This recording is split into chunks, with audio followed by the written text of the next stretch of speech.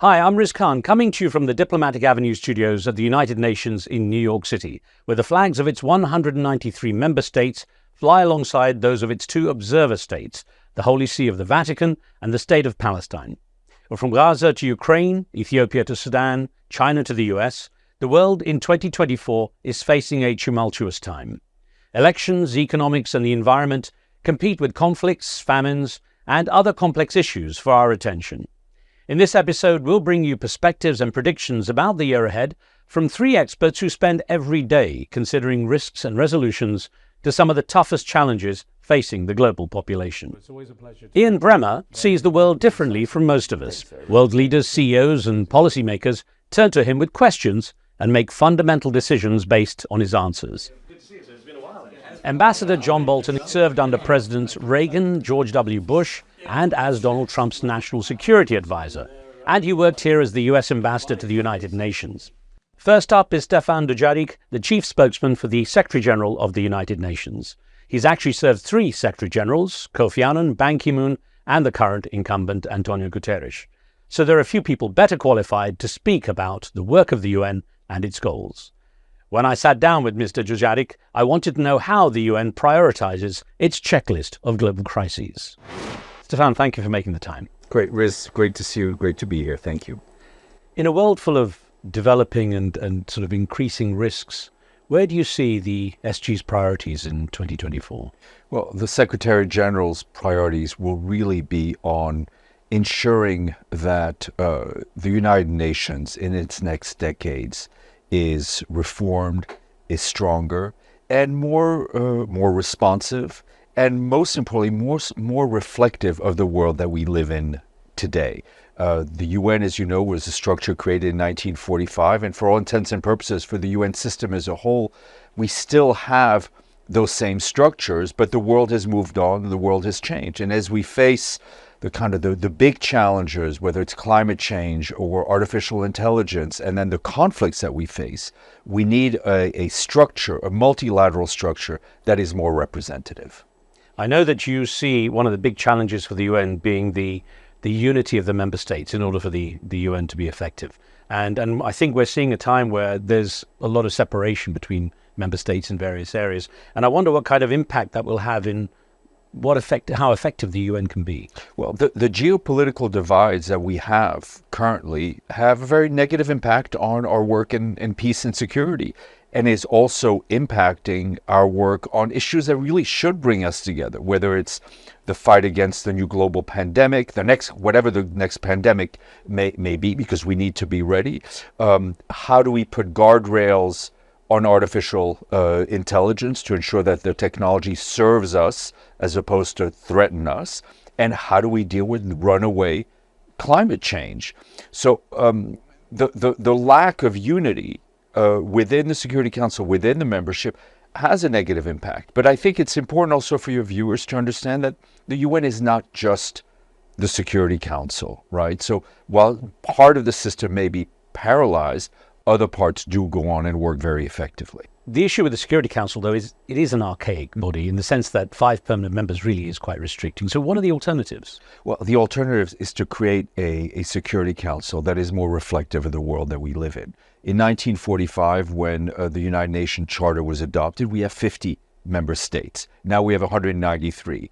Those new member states are mostly, the vast majority, former colonies. And so those countries that were under colonialism were punished twice, in a sense, not only by colonialism itself, but also by the fact that they weren't at the table when people were negotiating the table and the Charter of the UN. So we very much hope that member states will come together for the good of the world and come up with a structure that is more reflective of the world that we live in today. So looking at the current situation, what happens when a situation like Gaza comes to prominence? What kind of impact can the UN really have then? Well, I mean, going back to my point that the UN is not just the Security Council, right? So the Security Council, we know, has found some movement forward on Gaza, but very limited, and it took a long time. But while the legislative process is slow, you have more than 15,000 UN staff in Gaza. delivering humanitarian aid at great cost. As you know, more than 150 of our colleagues have been killed in Gaza. But the UN's humanitarian work is really just the Band-Aid, right? The political solution needs to come from member states themselves. And the Secretary General keeps pushing in that direction. Now, was the Secretary General's position strengthened or weakened by his comments early on in the conflict where he said nothing happens in a vacuum? He was just, I think, is speaking what most people know, is that, first of all, in diplomacy, nothing happens in a vacuum, right? There is always a context. That is not to say that he did not condemn in the strongest possible words what Hamas did on October 7th. The kidnappings, the killings, the rapes, all of the things that have now come to light. And he was very clear, nothing justifies such actions. What he also said is that those actions did not happen in a vacuum. They happened in a historical context that needs to be addressed. And his push, his efforts continues to be towards a two-state solution, which frankly right now remains the only viable way forward. The backlash he had, though, was kind of reflective of what seemed to happen across the world. People didn't seem to be free to really discuss what was happening. The backlash was surprising. Well, it's an issue that brings out a lot of emotions, not all of it, in a sense, rational, but we have to recognize the pain that all human beings are suffering, whether it's the pain of Israelis and the families, the pains of Palestinians as well. And the Secretary General will always underscore that. We have to recognize people's humanity. Well, the Secretary General just recently spoke out again, describing the situation, of course, as critical inside Gaza, saying he was criticizing Israel's actions in Gaza, but he also said that Prime Minister Benjamin Netanyahu from Israel, his comments that the two-state solution was not viable was unacceptable. But it seems that his comments will fall on deaf ears. The Secretary General will always say what he thinks based on principles, on the principles of the Charter of the United Nations, on the principles of the resolutions that have been adopted over the decades in the United Nations on this conflict. Whether or not they've fallen on deaf ears, I think we need to take the long view. We will continue to push for a two-state solution. There are many in Israel who continue to advocate for that as well. Of course, the situation in Ukraine has been overshadowed to a large degree by what happened in Gaza. And I wonder to what degree the UN can now split itself in such a direction when you have such prominent issues taking place. What has been the impact as far as the way the UN can handle the situation between Russia and Ukraine? Well, I think, again, from the Secretariat's point of view, we can handle these different issues, right? We have thousands of colleagues in Ukraine who are delivering humanitarian aid. But I think our challenge is not so much our ability to pay attention to multiple conflicts, because we can. The challenge is how do we fund these multiple humanitarian situations? Because you're right, in a sense, in the global media, Gaza has overshadowed Ukraine. But there are other conflicts that people have not paying any attention to, right? I mean, we see the current civil war in Sudan, the humanitarian situation in the eastern part of the Democratic Republic of the Congo, the situation in Yemen. There is enough money in the world to fund these humanitarian appeals, but we have to shake the tree that much harder to get the cash. Stefan, what determines whether or not the SG speaks out on something? The Secretary General will speak out when he sees violations of international law, when he sees violations of human rights law. And, you know, I'm a little bit biased because I work for him and I speak for him. But one thing I've noticed with Antonio Guterres, he says the same thing to different audiences. He does not change his message. I mean, if you look back at what he was saying about the war in Ukraine, he said the same thing when he was in New York, to when he went to Moscow next to Foreign Minister Lavrov, to when he was in Kyiv next to the Ukrainian leadership. He is a man of principle, and he will speak on principle. And sometimes he does get pushback. But I think as long as your own position is based on strong, cemented principles, you are safe. Now, trying to cover a number of subjects with you, of course, the UN is the leading agency when it comes to climate change action.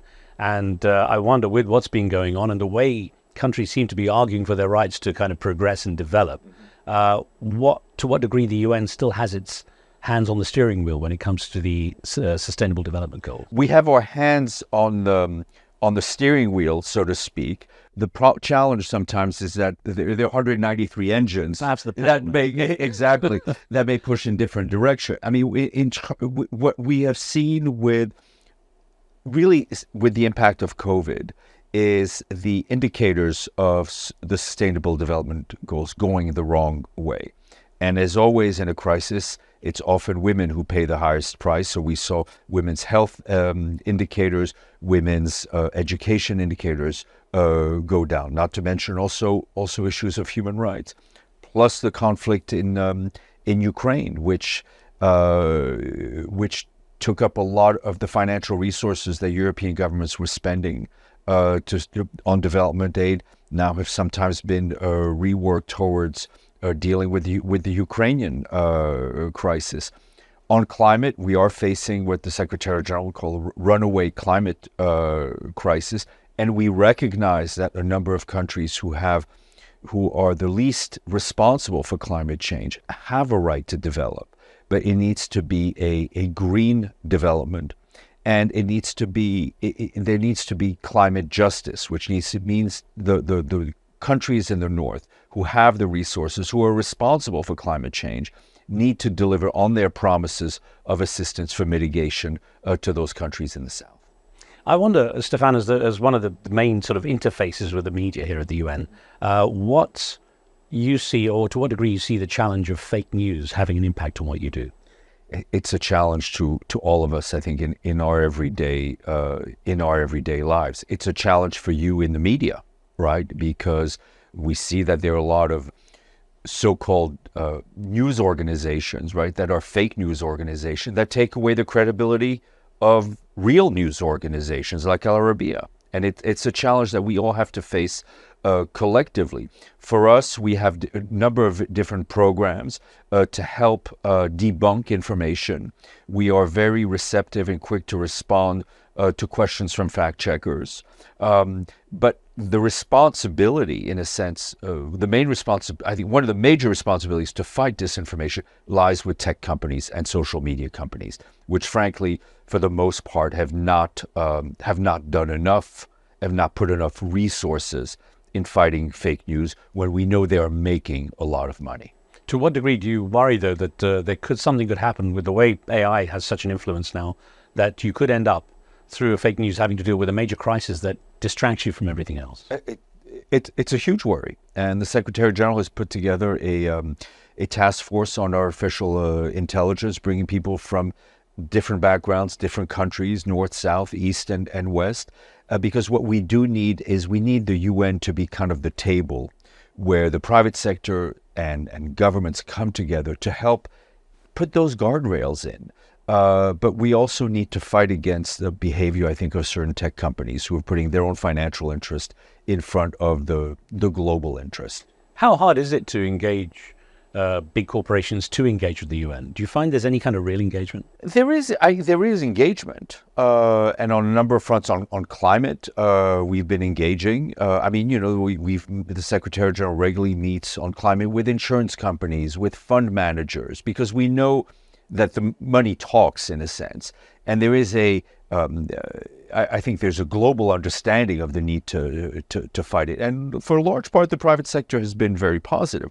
But we do see challenges with certain energy companies who are continuing to invest in fossil fuels, which is not the right path to be on.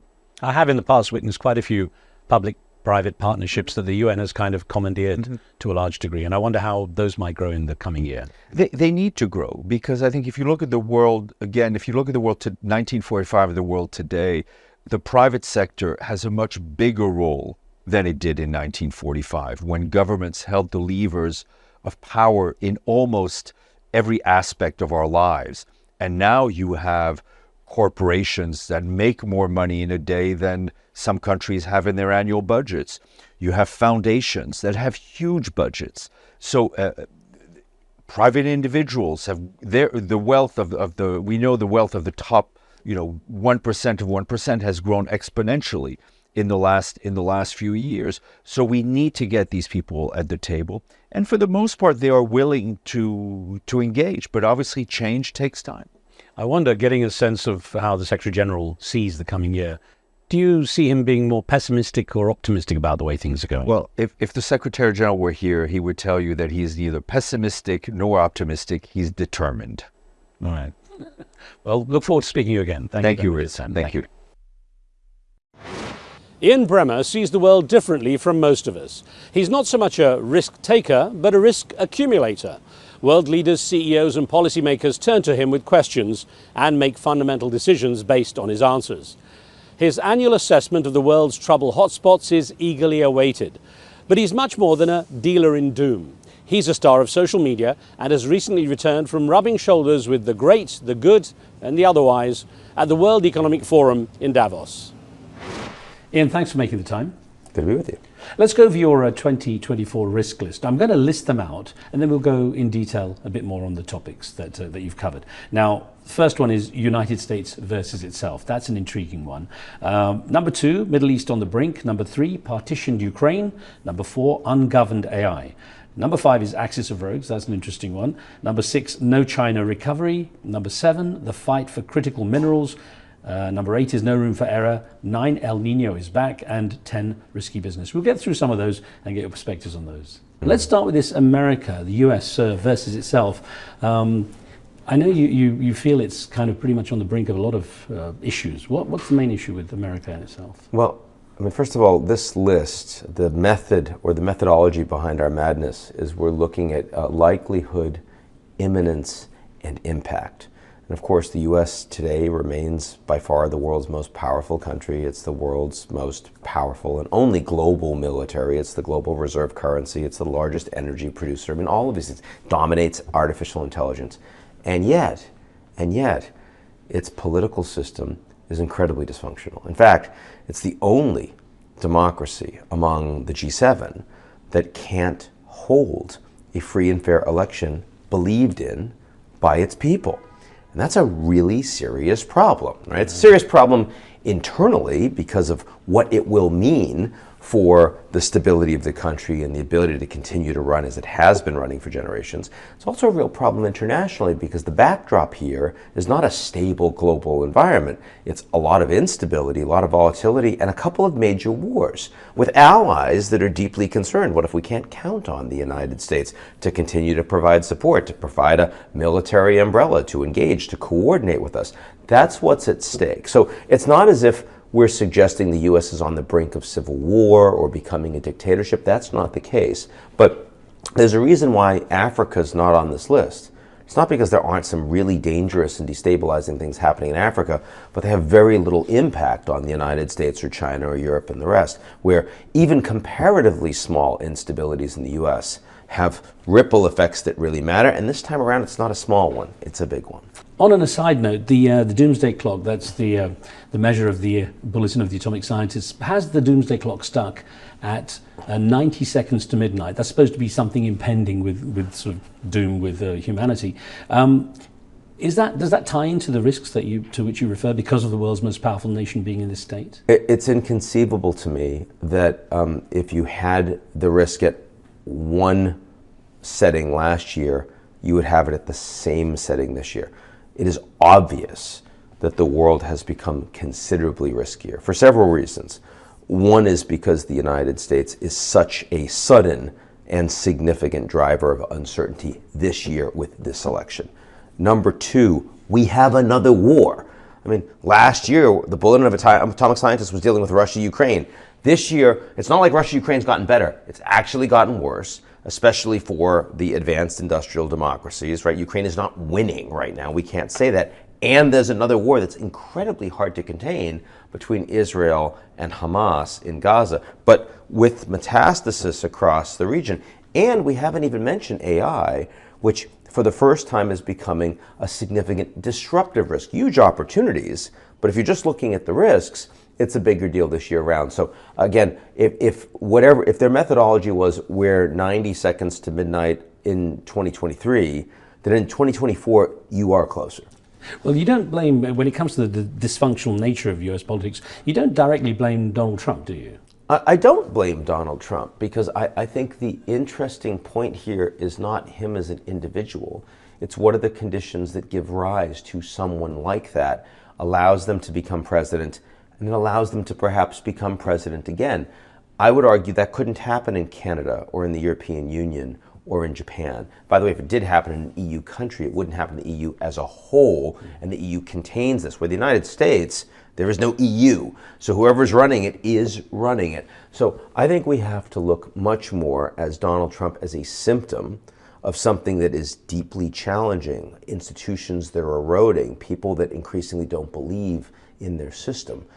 The political institutions, the church, the public schools, the media, I mean, the whole constellation of the people that and organizations that have created a nature of civic engagement and what it means to be a nation, those things over the past decades have truly started disintegrating, and the United States is now seeing the consequence of that in Donald Trump.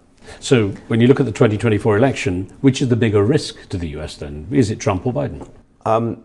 Trump winning is clearly the bigger risk, but that's not till 2025. So what are we talking about here? Well, first of all, Trump, I don't know if Trump's going to win the election. I think it's still close to a coin flip. If you made me bet today, I'd say 60-40 Trump, but not with a lot of confidence. But I am very confident, nearly 100% confident, that Trump will get the nomination. And when he gets the nomination, the entire Republican Party will line up behind him. They will be completely loyal, as we've already seen with a number of the candidates that have been running against him. He will also get all of the Republican-oriented media and the money.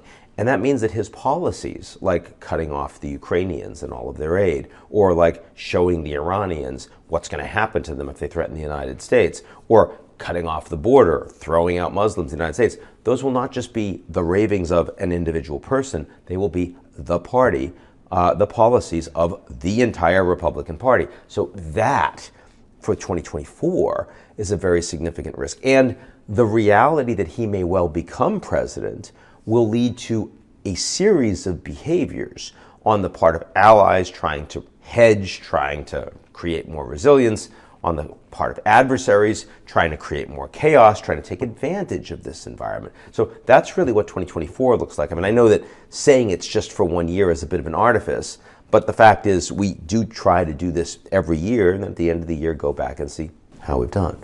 In terms of the economy of America, though, too, is it sustainable? Is it still viable? Printing money, assuming that everyone is going to stick to American policies at a global level?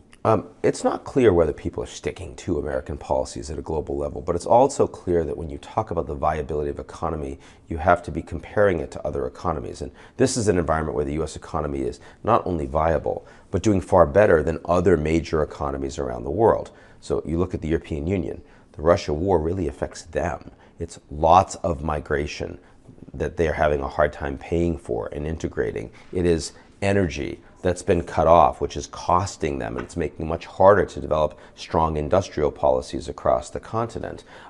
It is the fact that their demographics are much more challenging than the United States, for example. China having real economic challenges this year because their economic model of the past 50 years increasingly no longer applies. They don't take advantage of being the factory of the world with cheap labor. Their labor is more expensive. A lot of other people don't need that labor the way they used to. So who are we looking at as the alternative to the U.S.?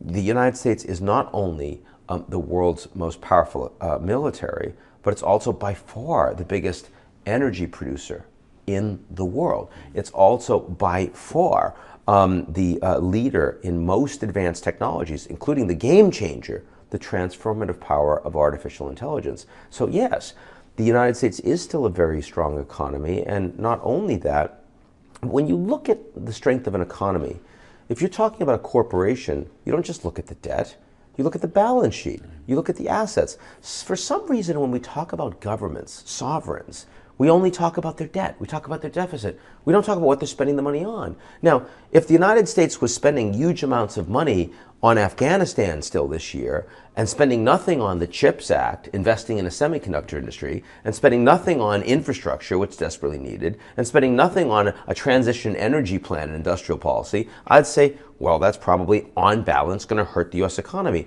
But if you're doing deficit spending that's building human capital and growth that long-term makes the country more attractive than its competitors, that seems like a good bet to me. So I feel very strongly that the U.S. economy is in great shape.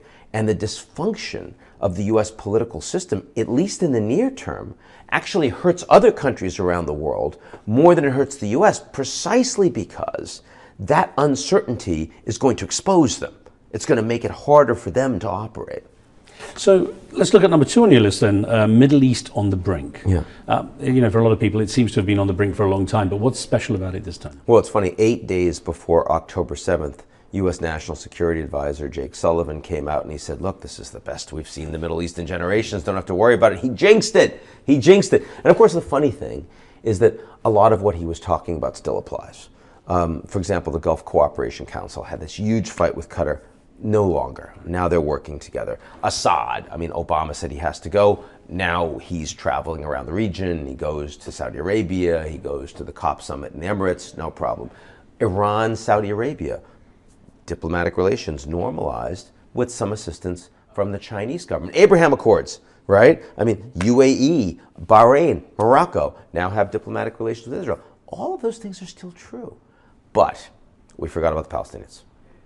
They didn't forget about the Palestinians. We forgot about the Palestinians. All of us. Palestinians angry. They've got no alternatives.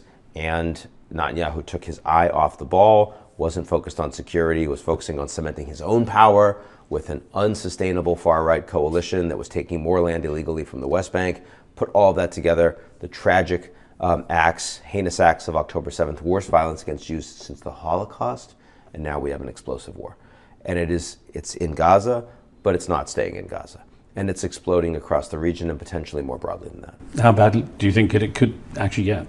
I certainly think that you are going to radicalize large numbers of Muslims around the world who will not sit and tolerate this level of violence. Which seems to go against what Israel is saying. They want to wipe out Hamas, but is sort of creating an alternative even worse potentially. Well, let's look at Ukraine now, number 3 on your list, partitioned Ukraine. Where's the scenario going as far as you're concerned? Not well for the Ukrainians. For the first year and a half of the war, not only were the Ukrainians able to defend themselves from regime change efforts by the Russians, but it strengthened NATO. It strengthened the transatlantic relationship. There was massive support for Ukraine. That support is now in question. The Americans are much more politicized and divided in whether they should continue to provide that support. The Europeans are increasingly having a hard time raising that cash as well for different reasons.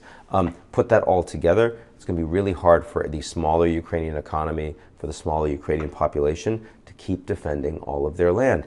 Russia is occupying 18% of it right now. Ukraine's not going to get it back. So what does it mean when they get stuck with a de facto partitioning of their country? Completely unjust. They should be able to take it back, but they're not going to be able to. So they're going to become more desperate. They're going to be more willing to take risks, including hitting targets that historically in the last 2 years they've been reluctant to hit. Some of that will be population. Some of that will be critical infrastructure. What happens as a consequence of that? Those are the risks around Russia-Ukraine. Not as big as the spillover risk from the Middle East, not as impactful as the concerns of the nature of the U.S. democracy, but still very significant. Where would that leave Vladimir Putin then? In a better position in Ukraine. He's in a very strong position inside Russia. There's no meaningful opposition. You remember when Prigozhin, his leader of the Wagner group, had this mutiny attempt against him. There wasn't a single oligarch or minister or general that decided to defect during that time. So there's no real threat to his power internally. But Putin is not a winner. The Turkish parliament approved Sweden accession into NATO, in addition to Finland. Now, if the reason why Russia was invading Ukraine was because they didn't want them to join NATO, well, you got 2 more countries that are now joining NATO, one with a much longer border vis-a-vis Russia, because of Putin. They've been cut off. They've been sanctioned, 12 rounds of sanctions by the Europeans. Half of their foreign assets have been frozen by the Americans, the Europeans, the Japanese. This is not a win for the Russians. They're a loser. This was a massive, massive misjudgment by the Russian president. But Ukraine is not winning. And that, of course, is an enormous problem for the West. NATO, which had been at peak levels of cohesion last year, in 2024 looks like it's going to be more frayed, more fragmented, especially when we think about what the U.S. looks like in 2025. Let's get number 4 on your list up, ungoverned AI. Where do you see the risks? I'm a big advocate for AI. I think it's going to transform the global economy. It's going to transform human capital. It's going to lead to a new wave of globalization. But this is a report focusing on risks. And frequently when you have transformative technologies like this, there are also negative externalities. So when we had globalization, there was also climate change, because all of that growth also led to a lot of carbon and methane in the atmosphere that changed climate. Well, that took decades. This is happening real time. And the negative externalities will be the same time as the benefits. This technology is moving 3 times faster than Moore's Law. Not every 18 months a doubling, every 6 months a doubling. So you're going to see things that make GPT-4 look like child's toys in a matter of months. And that will be transformative for productivity, but it also will be transformative for disruption by bad actors. Some of that is disinformation. We just saw the first AI disinformation of any meaningful nature against Biden in New Hampshire with a fake robocall, deep fake, his voice, going out to lots of voters. You're going to see a lot more of that AI disruption of elections around the world. You'll see AI used for malware and cyber attacks. You'll be AI used to develop new weapons. This is going to be in the hands not of a few bad actors, a few terrorists, but hundreds of millions of people around the world, some of which will do damage with it. 2024 will be the first year that AI truly has disruptive manifestations that are negative for national security around the world. What would you suggest for keeping it on track? What's needed? Is it regulation? Is it better education? What's the key with AI? No. I mean, definitely it's better governance and regulation. The problem is that the world has just started. In the last 12 months, we've gone from nothing to all sorts of countries standing up new ministries and policy priorities, and the EU is now almost done with its EU AI Act. The Americans first had voluntary commitments from the top AI private sector players. Now there's an executive order which is comprehensive. The United Nations has a high-level panel on AI that I'm playing a role in. In only a couple of months, 2.5 months, they came out with their first interim report. That's light speed for the UN. It's moving, but the tech is moving faster. So what's going to happen is you're going to have to respond to crises as opposed to be able to preemptorily regulate to stop them from happening. That's just the nature of the beast here. That's one we'll have to watch for sure. Now, number 5 is intriguing for me, axis of rogues. Axis of rogues, and what we're talking about here, Russia, North Korea, and Iran, 3 countries that have been cut off from the G7, cut off from the wealthy democracies, maximal sanctions, not invited to summits, not engaged with. And by the way, China, very clearly not a member of the Axis of Rogues. North Korea and Iran are the 2 countries providing strong military support to the Russians to allow them to continue their war crimes and their illegal invasion of Ukraine. In return, the Russians are giving them technology. They're making it easier for the North Koreans to develop internet ICBMs. Iran too. That's a dangerous thing. Their space program, same thing. And they're providing political cover as well.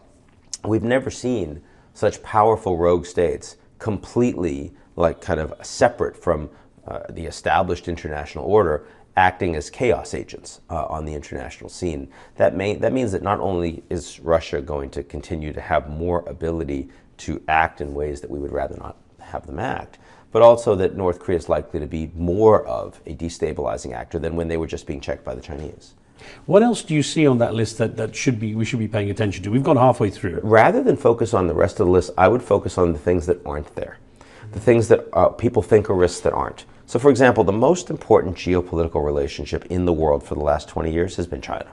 US-China relationship. And it's gone badly.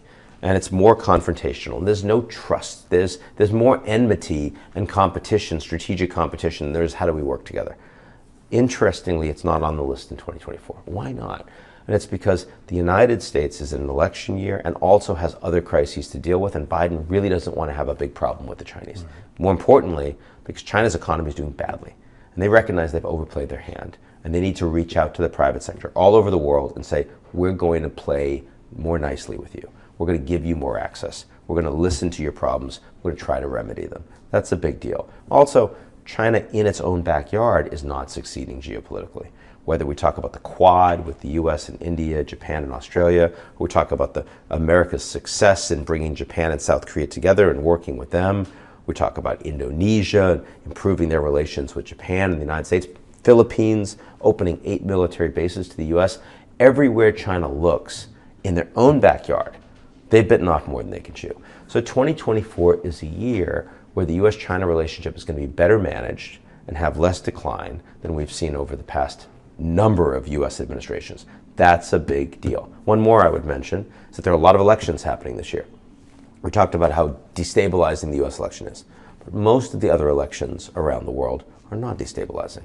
The world's largest democracy, India, 1.5 billion people heading to the polls with an incredibly strong and very popular leader, Narendra Modi, 80% approval. Not only will he get another term and have 5 more years to drive an economic reform agenda with a lot of growth, but he also wants to be a leader of the global South, and he wants a good relationship with the West, with Japan, with Europe, the United States. That's a huge success globally.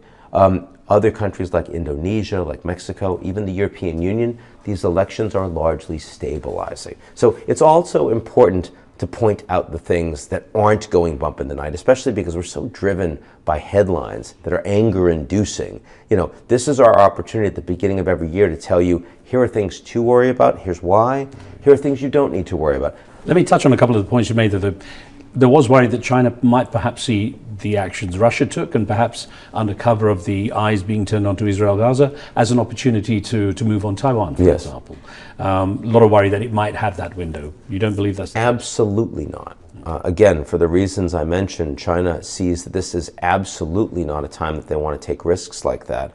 Not to mention the fact that, you know, a maritime invasion, I mean, 100 miles of the Taiwan Strait, incredibly hard to pull off militarily, and TSMC, the most important semiconductor producer in the world, would be destroyed as a consequence of that. I see absolutely no likelihood that Xi Jinping would do this in the near to medium term future. And in fact, even though the Taiwanese elections did not go the way the Chinese wanted them to, you now have the former vice president going to become president when he's inaugurated in May, someone who's oriented towards more autonomy for Taiwan.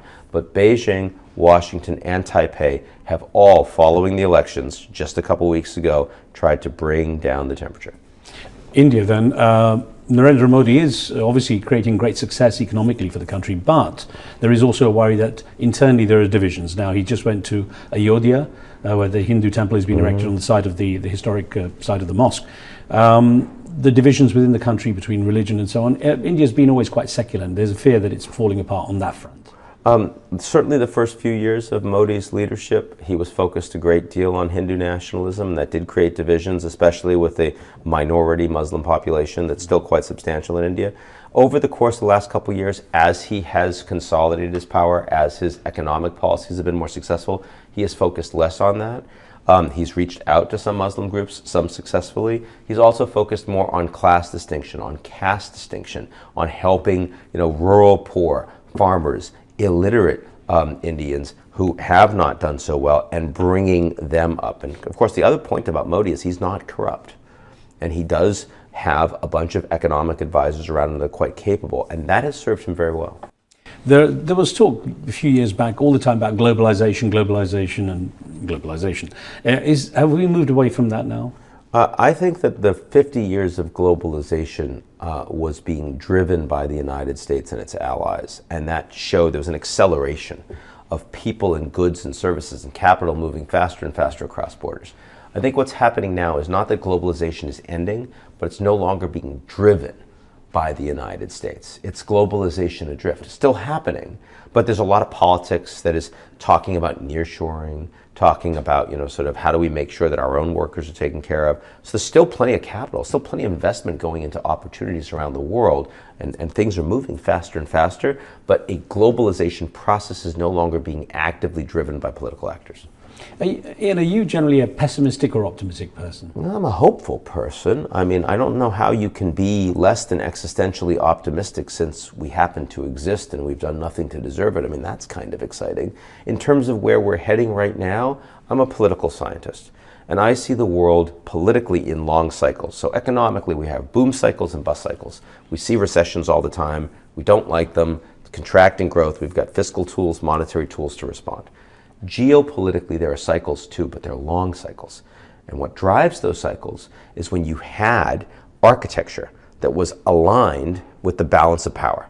The balance of power changes, but the architecture stays the same, or it doesn't change much. And then you start seeing conflict. And that's what we're seeing right now, is that the United States had been driving this global order after World War II, but the world has changed a lot, and the organizations haven't kept up. So we are now in what I would call a geopolitical recession, a bust cycle. And that means that as a political scientist, for the coming years, we have an absence of global leadership. The U.S. no longer wants to be the global policeman or the architect of global trade or even the promoter of global values, but no other country or group of countries are capable of, and willing to step into the shoes that the Americans once had. That creates more instability, more concern, more risk. So from that perspective, this is a bust cycle geopolitically that creates more risk, more uncertainty, and frankly, more conflict. One quick final question. You've been doing this for some time now. Your eyes 26 years. I was going to say, your eyes look through so many windows.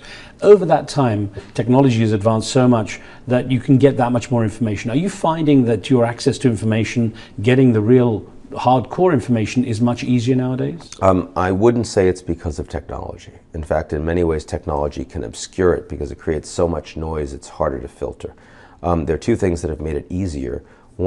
Three actually. One is you do something for 25 years, you travel around the world, you see more patterns. So the fact that you're able to process the macro and say, oh, this looks a little like that. You can pull on various strings and you can say, let's actually better understand not just the bottom-up facts, but also how they might tie together. That's something that experience really gets you. Number two, your personal network. The fact that there are a lot of the principles that are making decisions here in the private sector, in the public sector, that I've actually built relations with over the last 25 years. I now actually know them individually and I can engage with them on these topics. That's very helpful. And then finally, the organization itself. When I started, it was just me. Today it's 250 people around the world. And I mean, those analysts are all working together to try to understand where the world is going. And so certainly with that kind of analysis resource, you're able to be more effective in what you're doing. Well, it's always a pleasure to pick your very remarkably incisive mind. Thanks, sir. I really appreciate it. Thank you so much. Sure. Cheers. Good to see you. Ambassador John Bolton is not short of opinions, and many of those opinions have been a long time in the making. He served under Presidents Reagan, George W. Bush, and as Donald Trump's national security advisor, a relationship which ended acrimoniously. And he worked here as the U.S. ambassador to the United Nations. He's considered a foreign policy hawk, with Iran never far from his sights. In a wide-ranging conversation which encompassed diplomacy, his former bosses, and the forthcoming U.S. elections, John Bolton gave me his personal global take on 2024. Ambassador, thank you for your time. Glad to be with you. Now, I wonder, what are the global issues that really grab your attention every morning when you wake up? Well, I think we're entering into a very significant new period in international relations. I think it's fair to say that what was unglamorously named the post-Cold War era is over. And I think the end of that era is reflected by the emergence of a Russia-China axis. We see it increasingly and manifested around the world. That axis has its outliers: Iran, North Korea, Syria, Belarus, maybe a few others. And I think the challenges that are going to be posed in Europe, in the Middle East, in Asia, are going to be related to how that alliance develops. So I'll expand on a number of issues that either are dominating the headlines or may soon end up dominating the headlines, and perhaps start with the Israel-Gaza situation. If anything, it looks like it perhaps might be getting worse. The situation might go wider into the region. And I wonder what scenarios you think are most likely. Well, I think the war really is wider already and has been almost from its inception. I think this is one chessboard in the region that we're seeing played out in a variety of different circumstances. But I think Iran has its hand on every spinning plate in the Middle East. I don't think Hamas woke up one morning and said, let's attack Israel. I don't think Iran armed, equipped, trained, and financed Hamas, Hezbollah, the Houthi Shia militia in Iraq so that they would be ready when they were ready. I think it was for when Iran was ready. So I don't know exactly what Iran's strategy is here or its near-term objectives. It may be it's following its own decision path. But I do think these things are not coincidental.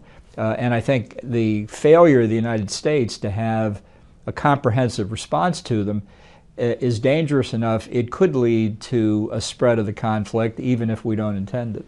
I'll get on to Iran a bit more in a moment, but just to ask about the US-Israel special relationship, which seems a little bit strained. A recent New York Times poll taken during the current conflict showed that there's diminishing support for supporting Israel and increased support, if anything, for Palestinians, especially among young Americans. And I wonder how you see this special relationship, US-Israel, developing. I think Americans of my generation were stunned at these recent polls that show a dramatic drop in support for Israel, especially among young people. What the cause of that is will be much debated, but it is striking, and perhaps has affected the way the White House has handled the situation. They're obviously worried about being in an election year, what the consequences for President Biden might be politically. But it was such a stunning development for so many people that I don't think we've really thought through the implications. And I do think that the divisiveness within Israeli politics at the moment is also going to be a complication in the relationship. So in the middle of a war, it's not the best time to have partisan divides in either country, but I think that's where we are. Would you believe it might turn out to be a long-term strain, though? I think it's still too early to tell, and I think it depends on how the conflict in the region evolves and really what the outcome of the election is in the United States. Well, so you touched on Iran just a moment ago, and I wonder if you consider, well, some people even consider you to be a bit obsessed with Iran, if I may put it that way, and I wonder to what extent you feel that the events in the Middle East on October the 7th kind of vindicate your view that you see it as a sort of multifaceted sponsor of terror in the region. Well, I focused on Iran for a long time because of my interest in preventing the proliferation of weapons of mass destruction, particularly nuclear weapons, and Iran, in my category of proliferators, ranks right up there with North Korea. But what has happened, I think, manifested in the attack of October 7, is not something that's as much a direct threat to the United States as it is to peace and security for many other countries in the Middle East, and that's Iran's status as the world's biggest state sponsor of terrorism. So Hamas is one manifestation, the Houthi and their attacks on international commerce in the Red Sea, Hezbollah in Lebanon, and the militia in Iraq attacking American military and service personnel. I think these were manifestations that the Quds Force and the Revolutionary Guards developed over a long period of time. This is Qasem Soleimani's Ring of Fire strategy. But to what degree do you think Iran might have been motivated by the fact there seems to be more normalization of relationship in the Gulf region? Saudi Arabia and the US seem to be on the verge of signing some sort of accord. The timing seems to be quite coincidental otherwise. Well, I think my sense of the timing was the 50th anniversary of the Yom Kippur War, which was a huge defeat for Israel and one that the Israelis didn't see coming and took a long time for them to recover from. I think the general proposition that the Arab world, the Gulf Arab states in particular, have moved away from their antagonism toward Israel is a tectonic shift in the geopolitics of the Gulf that threatened Iran's aspirations for regional hegemony and hegemony within Islam as well. So let's move on to the Ukraine-Russia situation. And I wonder what chance Ukraine stands without a firm commitment of US funding, which seems to be very much in doubt now. And if that commitment isn't there, what impact that might have on Europe and NATO? Well, I think strong American support for Ukraine is absolutely critical, and I think the principle that's at stake, the main American interest, is preventing conflict in Europe. That's been a cornerstone of our foreign policy since 1945. The Russian invasion in 2022 was unprovoked. It had only Russian interest in advancing the recreation of the Russian Empire in mind, and if Putin succeeds even in part, it'll be a bad lesson to have learned in the Kremlin and a bad lesson around the world. I think if the United States support really does waver, I don't see the Europeans standing without clear American leadership for very long, and I think that's Putin's game plan is really to win now diplomatically what he's failed to win militarily. I think it's unfortunate it's gotten mixed up in our politics, but that's what politics is. I think the biggest problem was we didn't approach the question of aiding Ukraine strategically, and so they've gotten enough to avoid losing, but they haven't gotten it in a way that allows them to win, really to vindicate the proposition that aggression doesn't pay. So you're considered something of a hawk when it comes to US foreign policy, and are considered an advocate of regime change and military action in places such as Iran and Syria, Libya, North Korea, Venezuela, Cuba, and also Yemen. And I wondered, to what extent could the US take such a path without giving license to countries such as Russia and China to do something similar in their own national interests? Well, you know, when you're faced with threats to national interest, you have to be able to justify them. And countries are good at using pretext. You know, the Nazis explained their invasion of Poland by saying Poland had attacked Germany. And they dressed some prisoners up in Polish uniforms to make it look like they were acting in self-defense.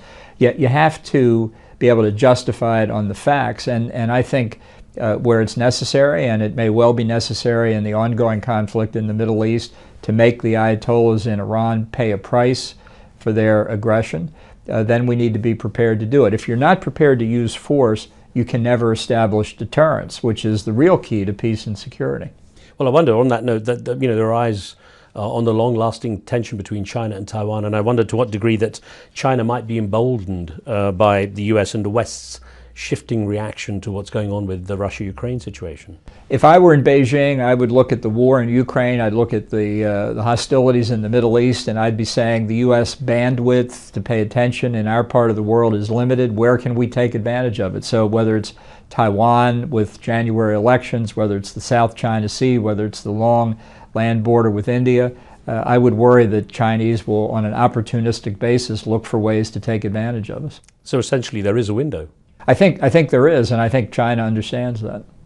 So you were a US ambassador to the United Nations from 2005 to 2006, and sometimes your comments about the UN were pretty mean. If I may quote you, there is no such thing as the United Nations, and you even said the UN's building in New York, if it lost 10 floors, it wouldn't make a bit of difference. Do you really have that little faith in the UN? You know, the UN is a large, complex, very diverse operation, which is one of its weaknesses. There are pieces of the UN, many of the specialized and technical agencies, that when they stick to their mandates and don't get involved in politics, do very good work. The UN High Commissioner for Refugees is one example. The problem the UN system has is that its main political decision-making bodies are broken. The General Assembly, the Security Council simply don't function the way the framers of the UN Charter thought they would. We had a momentary glimpse of the possibility for the Security Council at the end of the Cold War, but as we see today, it has closed again. And without that political decision-making capability, I just don't expect anything of it. Well, with your experience behind the scenes, so to speak, what is a solution? I don't think there is a solution at the current time. And when I said there's no such thing as the United Nations, what I meant was it has 193 members. They each act in their own national interest, and that produces exactly the result you'd expect. I have a question. What is it that you object to with the term neoconservative? I know it's a term you don't like. Why? Well, I've always been a conservative. In the Reagan administration, we used to say neoconservative is a term for a liberal who has been mugged by reality. And I've never been a liberal. So this will be a particularly interesting year in US politics. When it comes to the Trump versus Biden debate, which candidate, in your opinion, would make the world a safer place? Well, I don't favor either Trump or Biden. I didn't favor them in 2020. I wrote in the name of another person because I wanted to vote for a conservative Republican, and there wasn't one on the ballot. I think it's very disappointing that our system looks like it's going to produce a rematch of 2020. 70% of the people in many polls say they don't want it. I think it's unfortunate. I wish we had a new generation contesting for the office, and it may happen yet, but it doesn't look that way. Well, it seems that President Biden has been walking a high wire over the trouble spots across the globe for now. Do you think he'll survive with just a few stumbles, or is there likely to be a bigger fall? Well, I think the Democrats are whistling past the graveyard on this question, quite literally. And I think the country would be better off if the president decided to retire gracefully from the stage. But that doesn't appear to be in the cards, and therefore I think it's going to be a very bitter partisan election, which is also not a good thing. So on that note, with it likely to be, he's the one up there, to what extent could international affairs and international issues be a decision maker in the outcome for Joe Biden?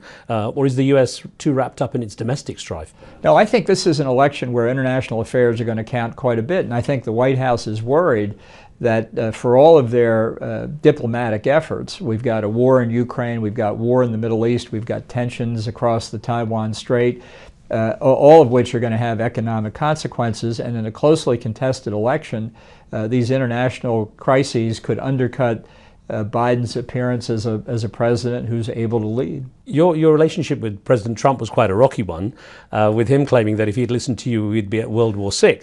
So I wonder, based on your first-hand knowledge of the man, what do you think we could expect from another Trump administration? Well, my basic conclusion after serving in the White House with him for 17 months was that he was not fit to be president. And part of the reason is he doesn't know how the federal government works. He didn't know much when he came in. He didn't know very much more when he left. He doesn't really care. He doesn't think in terms of the national interest. He thinks in terms of his own interest.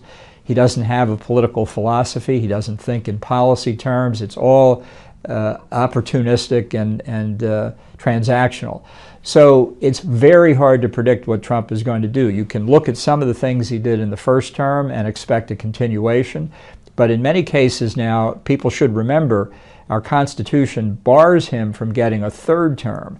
So he will never face the public again in an election. And I think a lot of people who think they know what Trump's going to do in a second term could be very, very much deceived. Considering the comments you just made, what accounts for his phenomenal popularity with such a large portion of the US? I think because he hates people, and the people who hate him are what attracts his base, that they don't like those people either. And Trump has roused this kind of populist sentiment. And it's very strong, and we're in a closely divided country. So that's one reason why the election is so much in doubt. I hear it sometimes described as a low-level civil war in the US.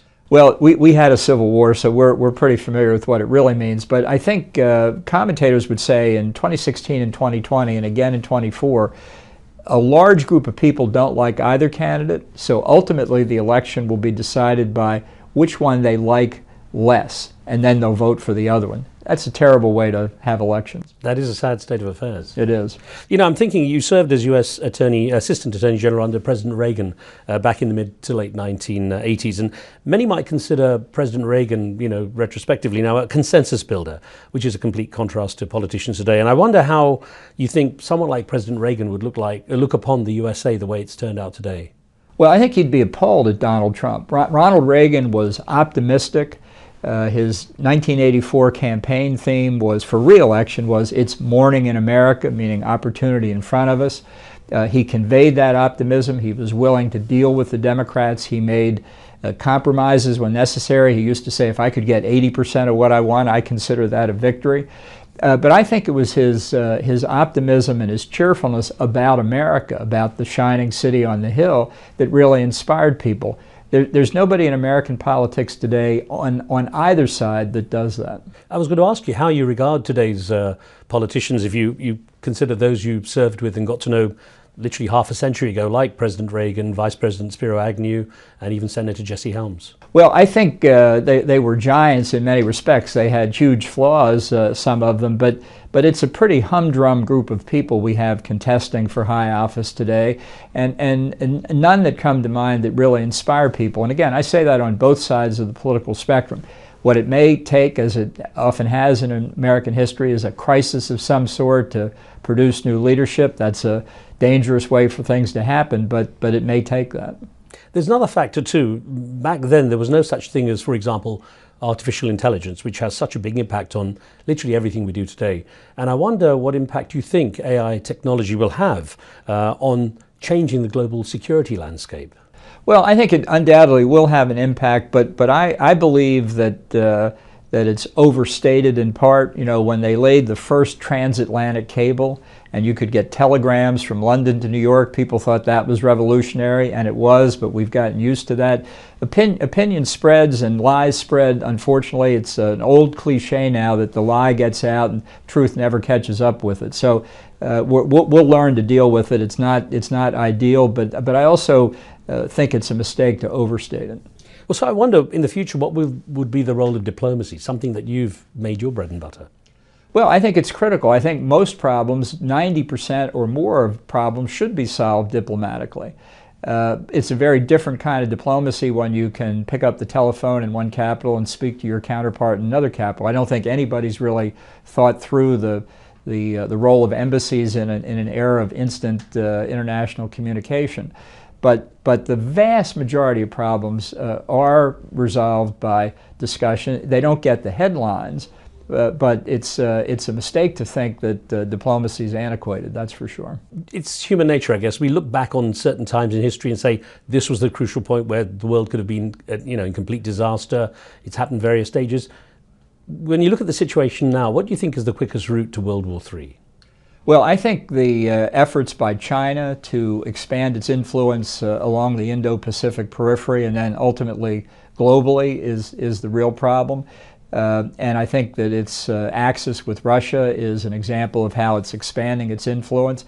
I think it's a mistake to believe that there is a rules-based international order. If there is, they didn't send the memo to Vladimir Putin or Xi Jinping, and I don't think we ought to rely on illusions. I believe in the way Reagan approached things, which is peace through strength.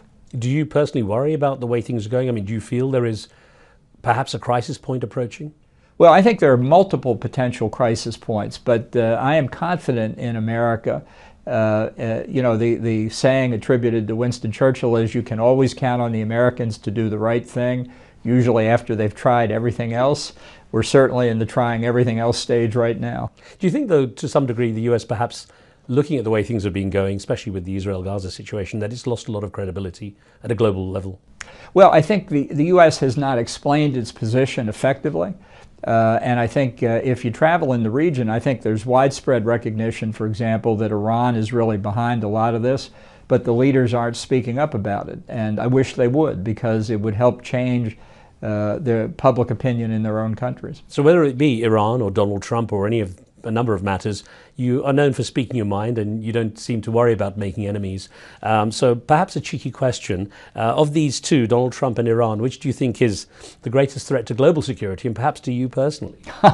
Well, I'd give Iran the win there. I mean, I think Trump is an aberration. I think when he passes from the scene, America will get back on its feet. He's caused a lot of damage. If he's elected in a second term, he'll cause more damage.